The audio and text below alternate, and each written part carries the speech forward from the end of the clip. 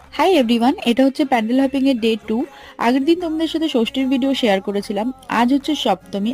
আজ আমরা 5 বান্ধবীরা মিলে ঠিক করেছিলাম সাউথের দিকটাতে যাব, কিন্তু একটা ছোট্ট প্রবলেমের জন্য আমাদের একটা বান্ধবীকে দমদমে ছেড়ে চলে আসতে হলো।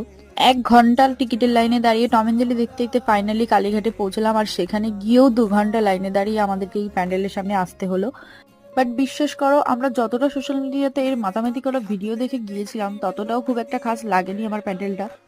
তবুও হ্যাঁ, প্যান্ডেলটার ভেতরটা খুবই সুন্দর ছিল। আর এখানে এই কাকুর মেয়ের বয়সী হওয়া সত্ত্বেও উনিও আমাকে দেখেই যাচ্ছিল। দেখে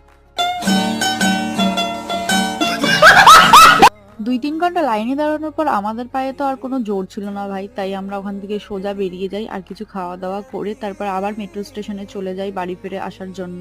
সেইগুলোর আর কোনো ক্লিপ নেওয়া হয়নি। তো এই ভিডিওটা যতটুকুই, নেক্সট ব্লগ দেখার জন্য তোমরা চ্যানেলটাকে সাবস্ক্রাইব করে দিও। আর ততক্ষণের জন্য বাই।